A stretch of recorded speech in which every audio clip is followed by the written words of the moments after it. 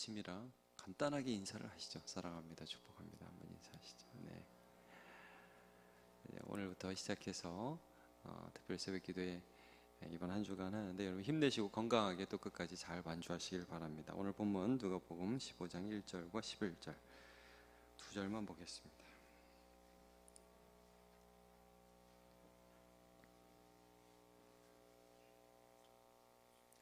누가복음 15장 1절 그리고 11절 두 절만 같이 보겠습니다.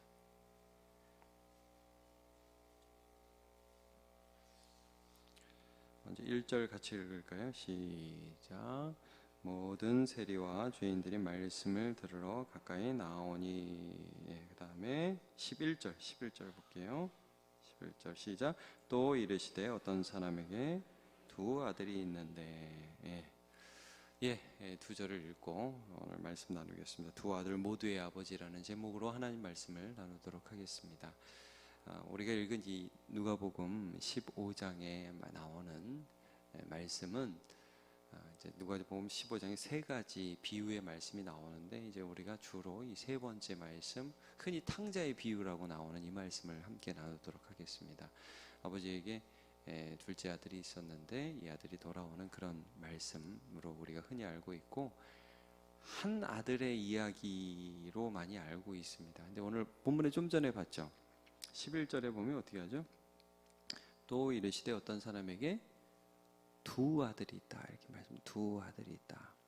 그래서 이제 두 아들과 그 아버지에 대한 말씀인데 그러면 이 말씀이 어떻게 그 탕자에 대한 말씀이기도 하고 형에 대한 말씀이기도 하고 궁극적으로는 아버지에 대한 말씀인데 이제 그거 좀 살펴보았으면 좋겠습니다. 먼저 이거는 이제 둘째 아들이 등장합니다. 그래서 여러분 그 이야기는 많이 들어보셨을 겁니다. 어떤 아버지에게 아들이 둘째가 있는데 두 아들이 있는데 둘째가 먼저 뭐라고 그래요? 그 아버지의 재산을 좀 아버지 돌아가시지도 않으셨는데 좀 나눠달라고 아버지 싫다 이 말이죠. 그래가지고 이제 그 가산을 미리 받아서 외국에 가서 이제 허랑방탕하게 이제 씁니다. 그래서 요즘 13절에 보면 이런 말씀 있죠. 그 후 며칠이 안 되어 둘째 아들이 재물을 다 모아가지고 먼 나라에 가 거기서 허랑방탕하게 재산을 허비했다. 둘째 아들이 나오는데 이 허랑방탕, 탕자가 나오죠. 그래서 탕자다 이런 말이 나오지 않습니까? 이게 막 쓴다, 해프게 쓴다. 프라디걸이라는 영어 단어를 쓰는데 너무 해프게 쓰는 아들이다. 그런데 그 아들이 나중에 돌아왔다. 이제 이런 말씀이잖아요. 근데 이제 그 우리가 방학 동안에 읽은 그 책 제목이 탕자의 아버지가 아니라 탕부 하나님이잖아요. 이런 얘기를 한 사람이 별로 없는데 사실은 그 아들이 돌아올 때 아버지가 그 아들에게 한 거를 보면 굉장히 또 허랑방탕은 아니지만 방탕하게 쓰는 건 아니지만 마치 해프게 주듯이 너무 많이 준다 이거예요. 그래서 실제 그 아들이 외국에서 막 허랑방탕하게 쓴 다음에 아무것도 없어가지고 돼지죽도 누가 주는 사람이 없고 거기서 주염 열매 먹으려고 그랬는데 그것도 없어가지고 아버지 집에 돌아가야겠다. 나를 품꾼의 하나로 써주세요 라고 하면서 돌아가죠. 돌아가니까 아버지가 멀리서 보고 막 달려가서 끼어안고 뽀뽀하시고 그리고 나서 뭐 줍니까? 여러분 그 22절 보면 이렇게 나와 있어요. 야, 제일 좋은 옷 가져와라. 그 다음에 가락지를 끼워라. 반지, 가락지. 그 다음에 신을 신겨라. 해프게 쓰죠, 여러분. 그리고 살진 송아지를 끌어다가 잡아라. 우리가 먹고 즐기자. 우리 생각에도 이건 이렇게 하면 안 돼요. 먼저 혼부터 내고 먼저 녀석 번쩍 정신이 들게 이렇게 얘기를 좀 해줘야 돼. 이런 생각이 들 수 있는데 아버지가 너무 해프게 주는 것 같아요. 너무 막 주는 것 같아요. 이렇게 해가지고는 안 될 것 같은 생각이 들 정도입니다. 그래서 탕부 하나님이라는 그런 표현을 썼어요, 저자가.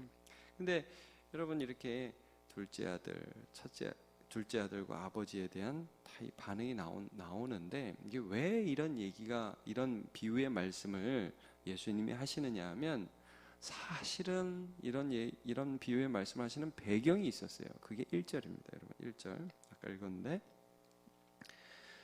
같이 한번 읽어볼까요? 시작. 모든 세리와 죄인들이 말씀을 들으러 가까이 나오니 그랬죠. 그러니까 이 말씀은 뭡니까? 지금 비유의 말씀에 의하자면 예수님은 딱 여기 계시고 그다음에 세리와 죄인들이 막 그 여태까지 자기들이 삶을 살아온 것을 후회하고 예수님이 우리를 찾아오셔서 그분 앞에 나아가서 제가 죄송합니다. 잘못했습니다. 앞으로 똑바로 살게요. 저한테 말씀을 주세요. 그리고 막 사람들이 예수님께 나와왔던 거예요. 그 예수님이 너무 좋아하시면서 야, 와, 손에 가락지도 막 끼워주시고 옷도 입혀주시고 신발도 새 걸로 여러분 탕자가 돌아올 때 맨발로 돌아오지 않았겠어요? 얼마나 발이 부르텄겠어요. 발에 신발을 신겨주시고 야 송아지 잡아 오늘 특별 집회 제일 좋은 말씀으로 너희들이 꼭 필요한 말씀으로 막 너무 기뻐하면서 말씀을 전하니까 사람들이 좋아했겠죠. 옆에 있는 사람이 희한하게 안 좋아했다는 거예요.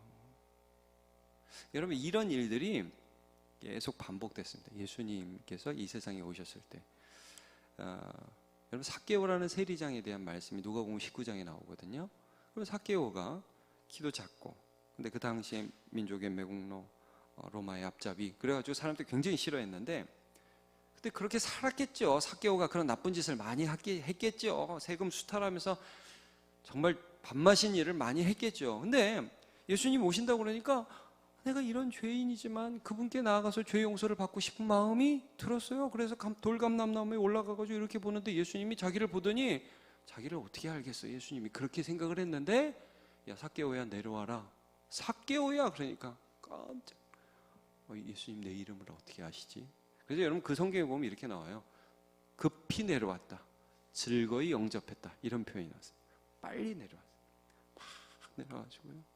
우리 집에 오신다고요. 버리세요. 그때 옆에서 사람들이 어떤 반응을 보였느냐 19장 7절 누가복음 무슨 사람이 보고 수군거려 저가 죄인의 집에 유하러 들어갔다. 형님 나타나셨습니다. 형님입니다. 형님. 예수님을 먼저 탁 모시고 예수님 일로 가시죠. 종교 그 당시 그 지역의 종교 지도자들이 아마 그랬겠죠. 예수님 일로 오시죠. 그런데 예수님 갑자기 딱 보더니 삭개오 보더니 야 너네 집에 가자 그러니까 기분 나쁘네. 이 사람 죄인인 건 모르나? 이렇게 되는 거죠. 여러분 예수님이 한 바리새인의 집에서 식사를 하실 때가 있었습니다. 근데 그 지역 사람은 다 아는 죄인인 여자가 하나 있었어요. 그 죄가 뭔지는 안 나옵니다. 성경에. 근데 그 죄인인 여자가 어떻게 예수님을 영접했냐 하면 그 집에 남의 집에 들어가서 식사하시는데 들어갈 때부터 눈물로 발을 씻었어요. 눈물만 나왔을지 콧물도 나왔을지 같이 나왔을지 잘 모르겠는데 눈물로 발을 씻었어요. 수건으로 닦지 않고 머리털로 닦았어요. 제가 저희 집에 여자들이 남자보다 많거든요. 그래가지고 이제 머리 긴 여자들이 가끔 있어가지고 이렇게 머리털로 이렇게 쓸릴 때가 있는데 기분이 좀 간지럽고 이상해요. 여러분 어쨌든 머리로 예수님의 발을 막 닦아요. 그리고 향유를 부었어요. 굉장히 비싼 건데. 옆에 사람들이 그 모습을 보면서 여러분 어떠세요? 우리 같으면 감동할 것 같죠? 와, 저 여자가 회개하고 저 여자가 주님 앞에 나오는구나. 너무 대단하다. 근데 그 집 주인이 뭐라고 생각을 했냐면 7장 39절입니다. 예수를 청한 바리새인이 그것을 보고 마음에 이르되 이 사람이 만일 선지자라면 자기를 만지는 이 여자가 누구며 어떠한 자 곧 죄인인 줄을 알았으리라 하거늘 어디 우리 집에 와가지고 이 쓰잘데기 없는 짓을 하는 거야 이런 말을 하면서 속으로 안 좋아했어요. 여러분 형님이 동생이 오니까 안 좋아해요. 예수님이 그걸 계속 보고 계세요. 나는 이렇게 하나님 앞에 저놈보다는 훨씬 더 착하게 살았는데 어떻게 예수님 저 인간이 온다고 저렇게 좋아하시냐? 이분 선지자 맞아? 이 죄인을 좋아하는 거 아니야? 죄를 좋아하는 거 아니야? 다 이렇게 이상한 생각을 했다는 것을 말씀하고 있습니다. 자, 오늘 본문에도 이걸 비유로 해서 이렇게 말씀하시죠. 탕자가 돌아서 아버지가 그렇게 탕부가 돼가지고 확 다 쓰니까 큰아들이 밭에서 일을 하다가 돌아와요. 제가 그 부분을 다 읽지는 않았습니다만 밭에서 일을 하다가 열심히 일하고 땀을 흘리고 돌아오는데 멀리서 풍악 소리가 나고 사람들이 너무 좋아하니까 어떤 일이라고 물어보니까 당신의 동생이 돌아왔다고, 아버지가 살찐 송아지를 잡았다고. 그러니까 삐졌어요. 형님이에요, 형님. 삐져가지고 안 들어가. 아버지가 나와가지고 막 들어가자고. 그러니까 아버지는 말이에요, 나한테는 염소 새끼도 하나, 내 친구들하고 생일잔치 한번 안 해주시고 말이에요, 저 아버지의 가산을 창기들과 함께 말아먹은 저놈이 돌아오니까 살진 송아지를 잡으셨습니다. 기분 나빠요. 그리고 안 들어가더라. 형님의 태도를 볼 수 있습니다. 그럼 여러분, 우리 이해가 가죠? 형님이 그렇게 가는 게. 우리가 형님이라면 어떨 것 같습니까, 여러분? 우리가 형님이라면 그렇게 하는 아버지를 보면서 좀 삐지지 않았을까? 그러면 여러분, 한번 이렇게 물어보겠습니다. 아버지께서 정말 원하시는 것은, 큰 아들에게 원하시는 것은 사업을 잘 번창시켜서 더 많은 돈을 버는 것이 아버지의 뜻일까요? 아니면 동생이 돌아오기를 바라는 마음으로 아버지와 함께 애타게 동생을 기다리는 게 아버지 마음일까요? 여러분 어떻습니까? 뭐가 아버지 마음일까요? 야, 너라도 좀 더 열심히 일해가지고 우리 사업이 번창해야 된다. 나는 말이야, 네 동생같이 네가 살면 아주 그냥 너도 버릴 거야. 그놈의 자식 그 가산을 줬더니 나가가지고 허랑방탕에 어디 가서 어떻게 사는지 편지도 안 하고 말이야, 연락도 안 하고 전화도 안 하고. 하여튼 난 네 동생 보고 싶은 생각이 없어. 아버지가 맨날 그런 말을 했을까요, 형에게? 아닙니다. 여러분, 동생이 돌아올 때 아버지에 대한 묘사가 어떻습니까? 멀리서 오는데, 어떤 거지 한 명이 저기서 멀리서 오는데, 아버지는 이 아들은 아버지를 못 알아봤는데 아버지는 그 아들을 알아보고서 멀리서 뛰어갔다고 그랬어요. 여러분, 그 당시에 나이 많은 부잣집 아저씨는 안 뛰었대요. 많은 학자들이 그래요. 뛰지를 않았대요. 여러분, 우리도 양반 그러잖아요. 이리 오너라 그러고 걸어가지, 안 뛰잖아요. 근데 이 아버지가 그 아들을 보면서 뛰어갔다. 이건 뭐예요? 평소에도 그 아버지는 아들을 기다렸다. 그럼 여러분, 큰아들이 그걸 알았을까요, 몰랐을까요? 우리 아버지는 아들을 기다렸다. 집 나간 내 동생 기다렸다. 우리 아버지가 진짜 원하는 것은 나를 통해서 이 집안일들이 잘 돌아가가지고, 물론 여러분 그것도 중요해요. 이 집안일들이 잘 돌아가고 이 집안의 가산이 더 모아지고 사업이 번창하고 물론 중요하죠. 그러나 아버지 제1 관심은 어디에 있어요? 집 나간 아들이 돌아가는 거, 내 동생 돌아가는 거, 거기에 관심이 있으신 거죠. 이 아버지를 큰아들이 이해를 못했어요. 여러분, 말하자면 이거죠. 하나님 아버지께서 우리에게 요구하시는 것이 우리 모두가 100점 맞고, 우리 모두가 완벽하게 살고, 우리 모두가 조금 더 하나님의 기준에 맞게 완전한 삶을 사는 것, 이것이 하나님의 뜻이냐? 물론 중요하죠. 그렇게 살고 그렇게 애를 써야 합니다. 그러나 여러분, 하나님께서 정말 원하시는 것, 예수님께서 이 땅에 오셔서 정말 원하시는 게 뭐라고 말씀하냐면, 죄인이 돌아올 때 옆에서 박수쳐라 이겁니다. 둘째 아들 집 나간 녀석이 오늘 돌아오는데 너 그 옆에서 하나님과 함께 기뻐하자, 이 말씀을 지금 해주고 있는 것입니다. 너희 아버지가 그런 아버지다. 가산이 조금 더 많아지는 것을 좋아하는 아버지가 아니라, 사업이 조금 더 잘 되면 좋아하는 아버지가 아니라, 여러분, 하나님이 부족한 게 무엇이 있으십니까? 하나님께 없으신 것이 무엇이 있습니까? 에스겔에 이런 말씀이 있습니다. 에스겔 18장 23절 다시 한번 읽어볼까요? 시작. 주 여호와의 말씀이니라. 내가 어찌 악인이 죽는 것을 조금인들 기뻐하랴. 그가 돌이켜 그 길에서 떠나 사는 것을 어찌 기뻐하지 아니하겠느냐 말씀을 합니다. 하나님은요, 악인이 그 길에서 돌이켜 사는 것을 기뻐하신다라고 말씀합니다. 그런데 많은 형님들이 뭐라고 생각했냐면 하나님은 악인을 싫어하신다고만 생각을 했습니다. 그렇지 않다는 거예요. 하나님은 악인이 돌이켜 사는 것을 기뻐하십니다. 그 미국의 어떤 한 대형 교회 목사님 한 분이 이런 일을 했다고 그래요. 주일날 아침에 목사님이 그 좀 날씨가 그렇게 가을에서 뭐 늦가을 이런 때였겠죠. 변장을 했대요. 노숙자인 것으로. 그리고 교회 앞에 목사님이 앉아 있었대요.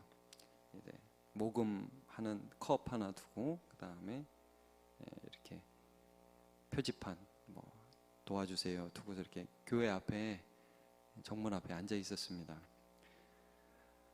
성도들이 좀 많았나 봐요. 그래가지고 그 목사님 개인적으로 이렇게 만난 사람들이었고 아마 제가 변장하고 우리 교회 앞에 앉아 있었으면은 우리 성도들을 알아볼지 않을까 싶어요. 근데 저는 그런 거 안 합니다. 근데 하여튼 딱 앉아 있는데 어떤 반응을 보이나 여러분 성도들이 어떻게 했을 것 같아요? 제가 그 영상을 좀 찾아봤거든요. 그랬더니 어떤 사람들은 그냥 지나가요. 딱 보고서 그냥 지나가요. 근데 많은 사람들이 오더라고요. 제가 좀 그 영상 보고 저도 참 재밌었어요. 많은 사람들이 와가지고 주일날 저 같이 들어가서 예배하자고, 좀 우리 내 옆에서 한번 앉아서 예배드리자고, 그리고 기도해주고 가더라고요. 그리고 애들 시켜가지고 아빠가 애들하고 같이 오다가 그 노숙자인 담임 목사님 거기다가 딱 이렇게 시켜서 조금씩 이렇게 돈을 넣고 가는 그런 모습을 쭉 보여주더라고요. 그 목사님이 많이 울었다고 그러더라고요. 그렇게 하는 교인들 모습 보면서. 그러면서 그 목사님 딱 그 예배 시작하자마자 노숙자 카트 이렇게 쫙 끌고 여기로 쭉 들어서 사람들이 저 노숙자 왜 저래 미쳤나 그렇게 딱 보는데 딱 올라가가지고 가면 벗고 설교하고 막 그러더라고요. 굉장히 재미있는 목사님이더라고요. 자, 여러분, 예수님께서 우리에게 무엇을 원하실까 한번 좀 생각해 봤으면 좋겠어요. 예수 믿은 지 오래되신 분들은 형님입니다. 형님. 네. 그러면 하나님께서 우리에게 원하시는 것은 우리는 어차피 완전하게 거룩하지 못해요. 그러나 여러분 하나님의 마음을 알고 하나님과 함께 기뻐해야 돼요. 사람이 돌아오는 것을 보면서 기뻐하고 죄인이 쉽게 돌아오는 것을 보면서 기뻐하는 그런 마음들을 저와 여러분 모두 가지시기를 예수님의 이름으로 축복합니다. 여러분, 그래서 누가복음 6장 35절. 제가 35절을 읽을 테니까 36절은 같이 읽을게요. 오직 너희는 원수를 사랑하고 선대하며 아무것도 바라지 말고 꾸어주라. 그러면 너희 상이 클 것이요 또 지극히 높으신 이의 아들이 되리니 그는 은혜를 모르는 자와 악한 자에게도 인자하시니라. 36절 같이요. 시작. 너희 아버지의 자비로우심 같이 너희도 자비로운 자가 되라 말씀을 합니다. 마태복음 25장 40절도 한번 같이 읽어보도록 하죠. 시작. 임금이 대답하여 이르시되 내가 진실로 너에게 이르노니 너희가 여기 내 형제 중에 지극히 작은 자 하나에게 한 것이 곧 내게 한 것이니라 하시고 아멘 말씀합니다.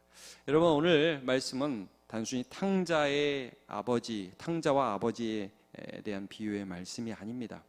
이것은 탕자와 그 탕자가 돌아올 때 그것을 기뻐해야만 했던 형님, 그리고 그 둘 모두를 사랑하는 아버지 하나님에 대한 말씀입니다. 하나님의 마음을 깊이 이해하고 그 기쁨에 동참하는 저와 여러분 되시기를 축복합니다.